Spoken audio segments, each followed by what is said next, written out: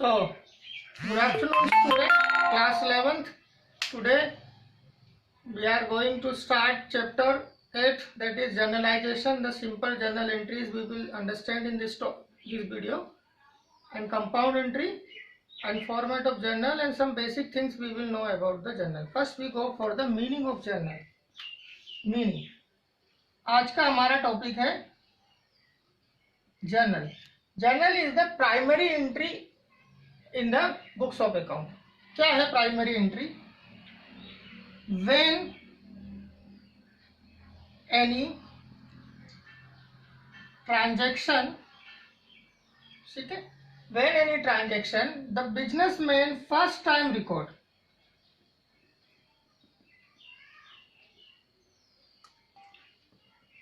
first time record in the books of account. Whenever the businessman record first time any transaction in the books of account or any financial event in the books of account, so that time, that is the process is called journalization. Understood? जब भी कोई भी transaction business में होता है, सबसे पहले जब हम ट्रांजैक्शन को रिकॉर्ड करते हैं, उस प्रोसेस को हम जर्नल कहते हैं. ओके बेटा? So now meaning we have understood. So first we go for the format of journal. Understood बेटा? मीनिंग क्या है? मीनिंग हमने समझ लिया. जर्नल क्या है? Journal is the primary entry. Primary मतलब फर्स्ट. प्राइमरी मीन्स फर्स्ट, सबसे पहले जो रिकॉर्ड होगा बुक्स ऑफ अकाउंट में वो जर्नल होगा. ठीक है? अंडरस्टूड बेटा? जैसे कि बिजनेस में कोई भी फाइनेंशियल इवेंट हुआ, गुड्स परचेज किया, मशीनरी परचेज की, any expenses paid, so all the expenses and losses and revenues related transaction we will record in the journal. Understood बेटा? सारे ट्रांजेक्शन जो भी अकाउंट्स में होते जाते हैं बिजनेस में, वो हम अकाउंट्स में लिखते जाते हैं और वो सबसे पहले हम जर्नल में लिखते हैं. क्लियर है बेटा? ठीक है? So journal. And how we will record the transaction in the journal? So we will follow the rules of account. ठीक है? Accounting rules. Understood? And debit credit rule also we will follow. तो journal में जितने भी transaction हम record करेंगे, उनके लिए हम डेबिट क्रेडिट रूल और अकाउंट्स के रूल को फॉलो करेंगे. Golden rule of accountancy previous video में हम समझ चुके हैं. गोल्डन रूल्स ऑफ अकाउंटेंसी मतलब रियल, नॉमिनल, पर्सनल अकाउंट के रूल्स फॉलो करेंगे जर्नल में हर ट्रांजेक्शन को रिकॉर्ड करने के लिए. ठीक है? या फिर modern rule of accountancy, assets and liabilities के जो रूल्स हैं, all the assets will be debited and liabilities will be credited, revenue will be and capital will be credited. जो मॉडर्न रूल है हम उसको भी फॉलो कर सकते हैं, और golden rule of accountancy, the types of account जो है वो भी फॉलो कर सकते हैं. हमें हर ट्रांजेक्शन को पहले पहचानना पड़ेगा, ये ट्रांजेक्शन किससे रिलेटेड है, किस अकाउंट से रिलेटेड है. Then we go for the transaction, then we go for recording the transaction. Understood बेटा? फिर हम उस ट्रांजेक्शन को रिकॉर्ड करेंगे. क्लियर है? So now we go for the format. Format कैसे बनाए जर्नल का? जर्नल का फॉर्मेट एग्जैक्टली होता कैसे है? तो सबसे पहले तो हमारी हेडिंग आ जाएगी journal. Some basic things you have remember. कुछ बेसिक चीजें हैं बेटा. अकाउंट्स में हमारा मेन मोटिव जो है वो आंसर लाना नहीं है कि हमें जैसे भी है क्वेश्चन दे रखा है हमें सॉल्व करना है, like a numerical question of mathematics. ठीक है? मैथमेटिक्स जैसा बिल्कुल नहीं है कि हमारा मेन मोटिव है आंसर लाना. ठीक है? यहाँ पर हमें रिप्रेजेंट करना है.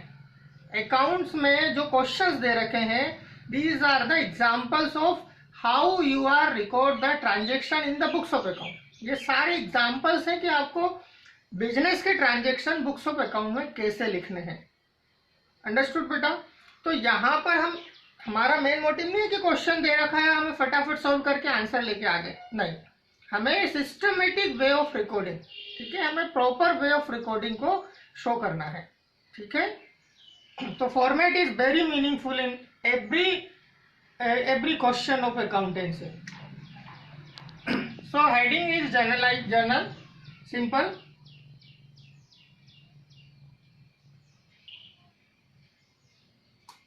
ठीक है? एक छोटा बेसिक क्वेश्चन हम पहले ले लेते हैं. एक बेसिक सा छोटा सा फॉर्मेट बना के आप पहले समझ लो. ठीक है बेटा, डेट कॉलम।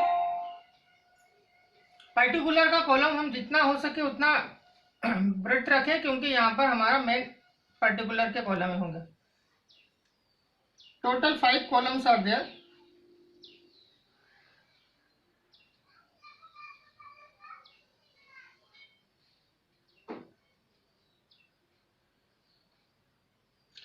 ठीक है बेटा, सबसे first column is date, particular,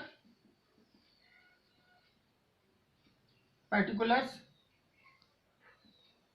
LF, debit amount and credit amount.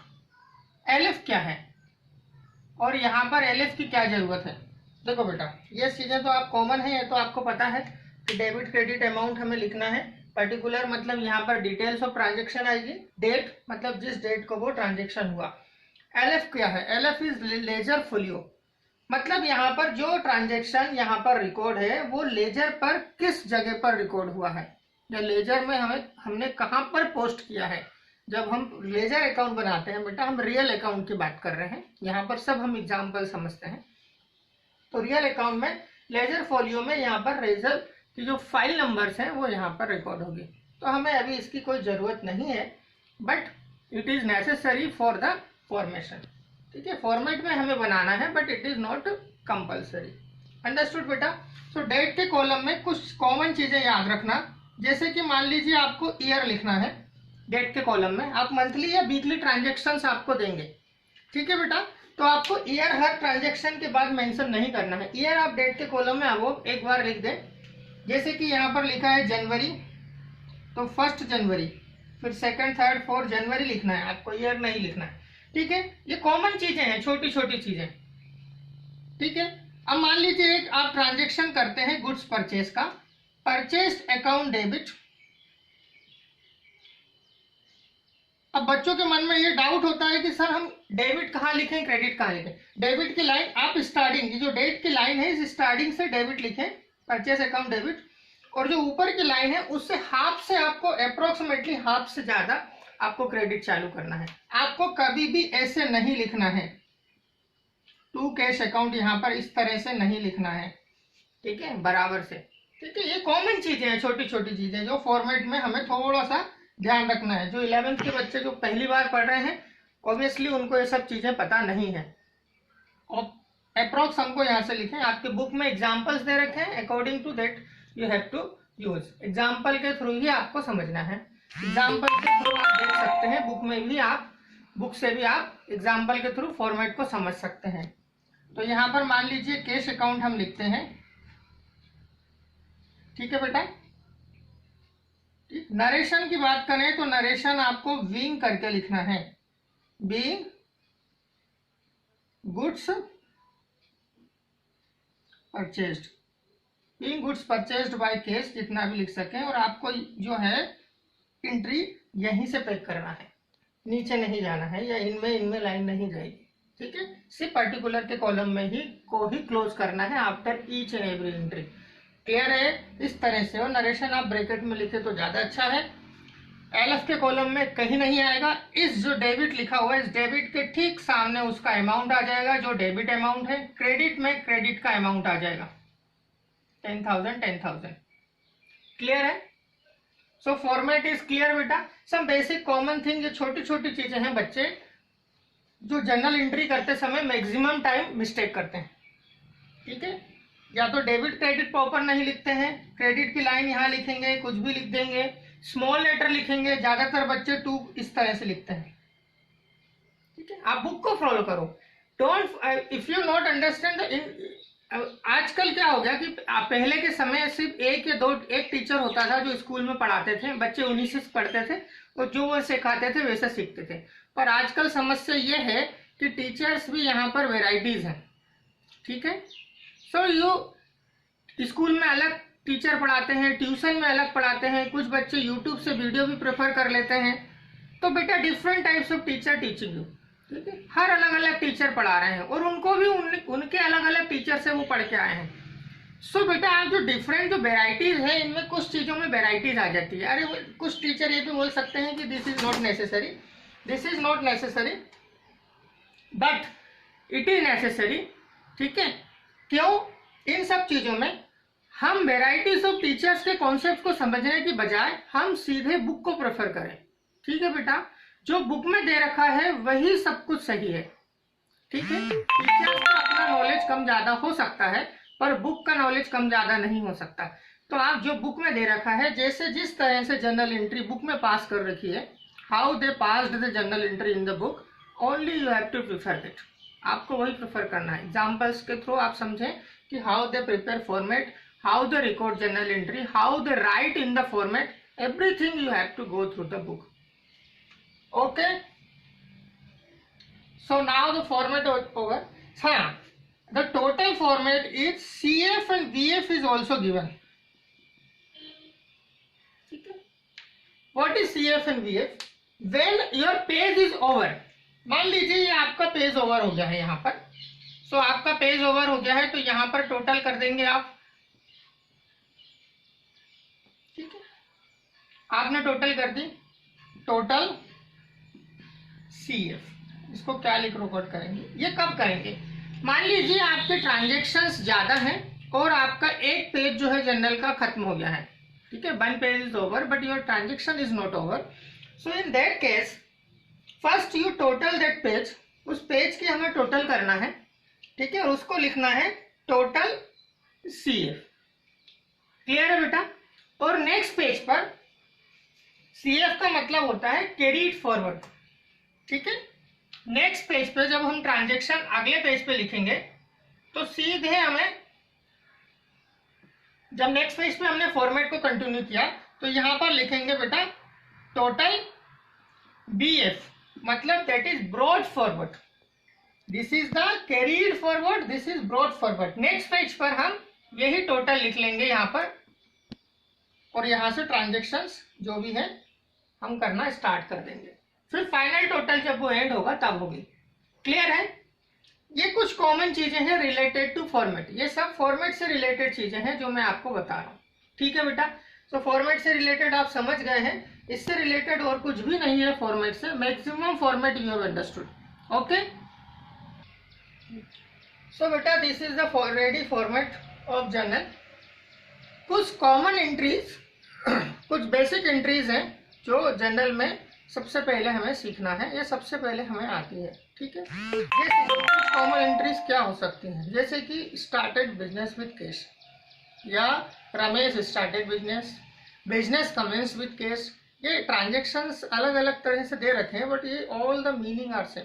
ठीक है, business started with cash, businessman introduce capital. ठीक है, capital introduce in the business. ऐसे कुछ भी ट्रांजेक्शन इस तरह से 4-5 तरीके से आपको ट्रांजेक्शन घुमा के दे सकते हैं, पर ये सब के सब रिलेटेड टू कैपिटल है। सारे ट्रांजेक्शन कैपिटल से रिलेटेड हैं। ठीक है, business commenced business with cash, capital introduce, या जो भी ट्रांजेक्शन फर्स्ट में दे रखा है it is related to capital. ठीक है, तो पहला ट्रांजेक्शन कैपिटल से रिलेटेड होगा। यहाँ पर ईयर हमको एक ही बार मेंशन करना है।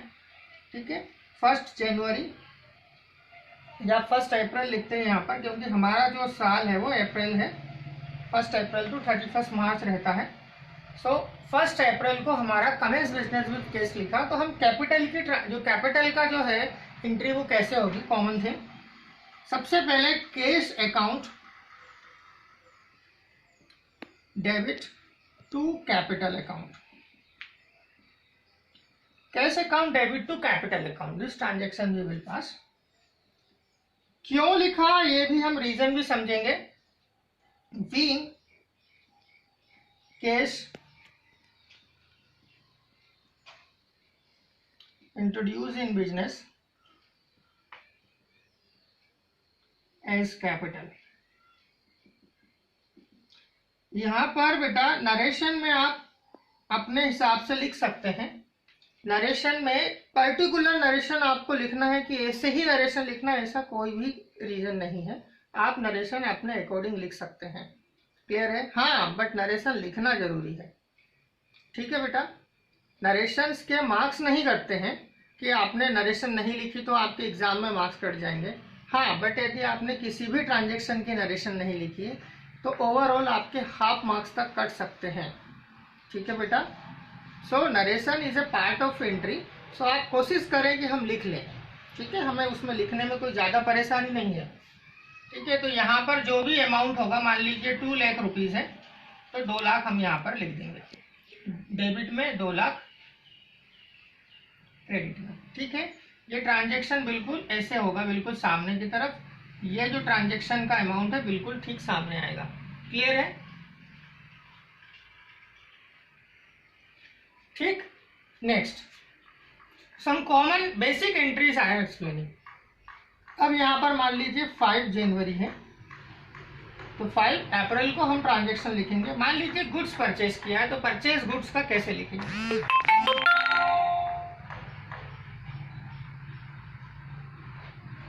Purchase account debit to cash account. Narration आ जाएगा being cash purchase. Being cash purchase, transaction जो भी अमाउंट है 20,000 लिख देंगे। ठीक है, these are I am taking as example for explaining only, so that this is the basic transaction of purchase. ठीक है, अब यहाँ पर मैंने आपको कहा था कि reason also I will tell you. By I have written cash on debit and by I have written capital in credit. ठीक है, हमने आपको बिजनेस स्टार्ट किया विथ या कैपिटल बिजनेस में लगाई 2 लाख रुपए, तो हमने कैपिटल को क्रेडिट क्यों किया और कैश को डेबिट क्यों किया? तो बेटा आप सबसे पहले दोनों ही चीजों को आप समझ लो। रूल्स ऑफ डेबिट क्रेडिट या golden rule of accounts, that is the types of account, and modern rule of accounts, that is the assets and liabilities account rules. ठीक है, दोनों रूल यहाँ पर फॉलो होंगे। टाइप्स ऑफ अकाउंट की बात करें तो केस इज रियल अकाउंट। ठीक है, तो रियल अकाउंट का रूल क्या है? What comes in will be debited, what goes out from business it credited. ठीक है, तो बिजनेस में real account, case is real account, तो बिजनेस में केस आ रहा है मतलब it comes in, that's why debit हुआ। कैपिटल को क्रेडिट क्यों किया? क्योंकि कैपिटल पर्सनल अकाउंट है। तो पर्सनल अकाउंट का रूल क्या है बेटा? Receiver and giver. Understood? So business is receiving the capital, एक तरह से कैपिटल को हम पर्सनल अकाउंट मानते हैं। दूसरा असेट्स एंड लायबिलिटीज का rule.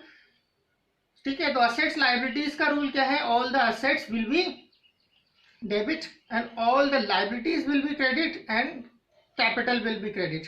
So capital will be credit मतलब कैपिटल क्रेडिट हुआ है, असेट्स विल बी डेबिट, तो कैश असेट्स है, डेबिट हुआ है। तो दोनों रूल यहाँ पर फॉलो हो रहे हैं। नेक्स्ट बेटा purchase account debit to cash, इसमें कौन सा रूल फॉलो हो रहा है? रियल, नॉमिनल, पर्सनल, कौन सा? तो यहाँ पर purchase is expenses, so nominal account, all the expenses and losses will be debited, so purchase is an expenses, that's why we write in debit side.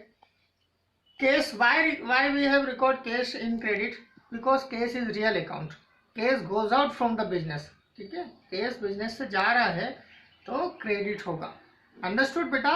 So her transaction में हम जब transaction जब हमें लिखा हुआ रहेगा कि राइट गुड्स परचेज या गुड्स सेल्स, तो हम उस ट्रांजेक्शन को अकाउंट्स में जर्नल में कैसे लेके आए? हम तो जब भी हम अकाउंट्स में उस ट्रांजेक्शन को रिकॉर्ड करेंगे तो हम अपने आप से क्वेश्चन करें कि ये ट्रांजेक्शन्स के 2 एस्पेक्ट्स कौन से हैं, ये कौन कौन से 2 अकाउंट्स इसमें आ रहे हैं और उन अकाउंट्स के रूल क्या है। ठीक है, ये सोचें जब ट्रांजेक्शन को रिकॉर्ड करें, डेफिनेटली आपको याद आ जाएगा कि अच्छा ये तो नॉमिनल है और ये रियल है, तो रियल और नॉमिनल के रूल्स क्या है।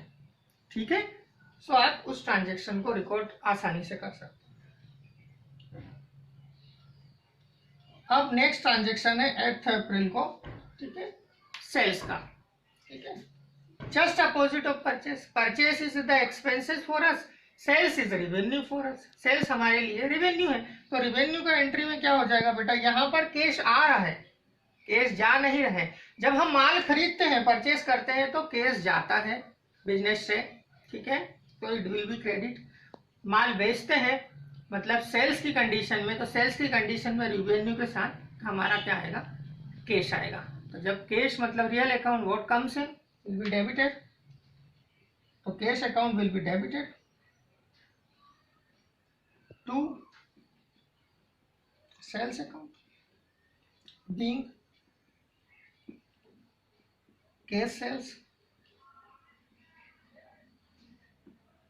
ठीक है। ये रेवेन्यू की एंट्री हो गई 10,000 का, जो भी अमाउंट रहेगा according to your question 10,000 you have record both the side, ठीक है। अब हम एक एंट्री कर लेते हैं नॉमिनल अकाउंट से रिलेटेड। सैलरी पेड, पेड सैलरी या एक wages paid, rent paid, commission paid, discount paid, है ना, डिस्काउंट अलाउड, जो भी हो दो all are the expenses and tax paid, ठीक है। जो भी है cartage, import duty, export duty, जो भी आपने एक्सपेंसेस पेड किया है, these all are the expenses, all the expenses will be debited. So salary सबसे कॉमन एक्सपेंसेस यहाँ पर आपको दिखाई देगा salary. Salary account debit to cash account, ठीक है। चलो एक ट्रांजेक्शन, इसको थोड़ी सी वैरायटी कर देते हैं हम। सैलरी पेड है लेकिन सैलरी पेड बाय चेक, ठीक है।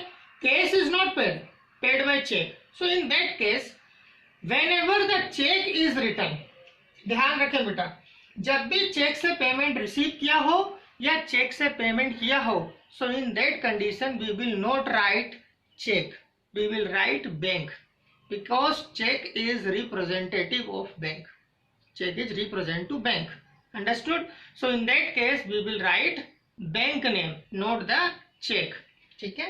So the transaction is paid 5,000 salary paid by check, transaction is 5,000 salary paid by check। तो इस समय हम क्या लिख देंगे, salary account debit to bank account, बी यहां पर आपका नरेशन आ जाएगा, salary paid by cheque 5,000 5,000, clear है। 5,000 salary we record in the debit and debited and bank we will record in the credit, ठीक है। Bank is the personal account, okay बेटा। so these transactions, some basic transactions are there। now we go for the compound entries, है, ठीक है बेटा। After that we will understand about the trade discount and cash discount, ठीक है। So the first is simple transactions and format you have understood, meaning you have understood about in this video। so next is compound entry। so compound entry, compound entry बेटा कैसे पास होगी, compound entry का मतलब क्या होता है, compound entry मतलब various entries that related to same nature, ठीक है। कंपाउंड का मतलब यहाँ ये है कि जो वेरियस टाइप की different entries, it is related to same nature, same account and same thing is related there. Suppose एक ही डेट हो, डेट यहाँ पर एक होना चाहिए, एक ही डेट हो और एक ही नेचर के एक से ज्यादा ट्रांजेक्शन हो, तो हम उनकी कंपाउंड एंट्री कर सकते हैं, ठीक है। Some basic entries are compound entries are, जैसे मान लीजिए आपकी 5 जनवरी को, ठीक है, 5 जनवरी को आपने salary, wages, rent, salary 2,000, wages 1,000 rupees and rent भी 1,000 रुपीज, ये आपने पेड किया है, डेट एक ही है, एंड पेड बाय चेक, ठीक है। ये सारा अमाउंट आपने चेक से पेमेंट किया, सैलरी, वेजेस, रेंट, ठीक है, और डेट एक ही है। सो इन दैट केस हम सिंपल एक एक सिंगल एंट्री कर सकते हैं, salary account debit to bank, wages account debit to bank और rent account debit to bank. So इनको सिंपल हम सिंगल एंट्री करने के बजाय हम कंपाउंड एंट्री भी कर सकते हैं, salary, wages, rent account debit to bank. जैसे कि सैलरी अकाउंट यहाँ पर हम लिख देंगे rent account, wages account,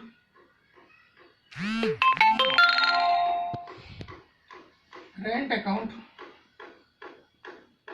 to bank account, जनवरी 8, ठीक है, टू बैंक अकाउंट। एक सिंगल एंट्री में हम कंपाउंड एंट्री समझा देंगे, being sundry expenses,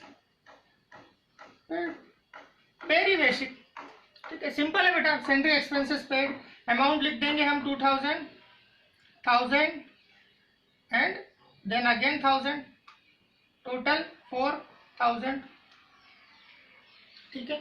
it is very basic thing. So compound entry को समझने का लिए सबसे अच्छा तरीका यह है कि जब एक ही तरह के ट्रांजेक्शन एक ही डेट को हो और उनका नेचर ऑफ अकाउंट एक ही हो, यहाँ पर ऑल द नॉमिनल अकाउंट, सभी के सब salary, wages, rent are all the nominal because these are the expenses, सब नॉमिनल अकाउंट से नेचर है इनका, और सभी के सभी आपने कैश से ही पेमेंट चेक से पेमेंट किया है, तो फिर ट्रांजेक्शन्स को हम बार बार क्यों लिखें, हम एक ही में एक ट्रांजेक्शन कंपाउंड एंट्री कर सकते हैं। तो समझ में आ गया बेटा कि जब भी कंपाउंड एंट्री को, बेसिक्स कंपाउंड एंट्रीज को हम यहाँ पर समझ रहे हैं, ठीक है, we are not taking special, so only basics first you understand, then we go for the special transaction also. So basic चीज़ें ये ही है कंपाउंड एंट्री से रिलेटेड कि एक जैसा नेचर हो, एक जैसी डेट हो, सेम डेट हो, और एक से ज़्यादा ट्रांजेक्शन सेम डेट को हुए हैं जो कि उनका नेचर सेम था, तो हम उसको एक ही बार में लिखेंगे। क्लियर है compound entry. Now we go for the trade discount and cash discount. Yes बेटा, सबसे इंपॉर्टेंट है यहाँ पर डिस्काउंट। इस पर बच्चों को सबसे ज्यादा डाउट होता है, जो 11th क्लास में ऑब्वियसली आप पहली बार ही अकाउंट्स को समझ रहे हैं। तो ट्रेड डिस्काउंट और cash discount, there are the two types of discount, trade and cash. दोनों में डिफरेंस क्या है और दोनों किस तरह से हम अकाउंट्स में लिखते हैं। देखिए बेटा, trade discount is the common discount, it is allowed in every types of transaction, चाहे वो कैश ट्रांजेक्शन हो, क्रेडिट हो, इन दोनों केस में ट्रेड डिस्काउंट दिया जाएगा। और दूसरी चीज, ठीक है, हम इसे रिकॉर्ड नहीं करेंगे, ठीक है। ट्रेड डिस्काउंट का नेचर कैसा है, सबसे पहले कैश एंड क्रेडिट, कैश और क्रेडिट दोनों ट्रांजेक्शन में ट्रेड डिस्काउंट दिया जाएगा, चाहे उधार माल बेचो या नगद माल बेचो, चाहे उधार खरीदो या नगद खरीदो, दोनों केस में आपको ट्रेड डिस्काउंट मिलेगा। अगली नेक्स्ट है नोट रिकॉर्डेड, ठीक है, ये हमें रिकॉर्ड नहीं करना है, सिर्फ वैल्यू से कम करना है, मतलब आपका ट्रेड डिस्काउंट कहीं लिखा नहीं रहेगा। हाँ, नरेशन में लिख सकते हैं, बट आपकी एंट्रीज में ट्रेड डिस्काउंट नहीं लिखाएगा, ठीक है। कैश डिस्काउंट की बात करें तो cash discount only in cash transaction, cash purchase और कैश सेल्स, ठीक है, कैश के ट्रांजेक्शन में ही ये डिस्काउंट रिसीव होगा एंड इट विल रिकॉर्ड, और ये रिकॉर्ड भी होगा, ठीक है, रिकॉर्ड किया जाएगा। दोनों चीजें इसमें अलग हैं। ट्रेड डिस्काउंट, कैश क्रेडिट दोनों कंडीशन में आपके वैल्यू से माइनस हो जाएगा and it will not record, only in cash condition it will be allowed cash discount and it will record in the books of account। Clear है, ठीक है। एक बेसिक क्वेश्चन हम यहाँ पर लेंगे ट्रेड डिस्काउंट का और उसको हम समझेंगे, ठीक है।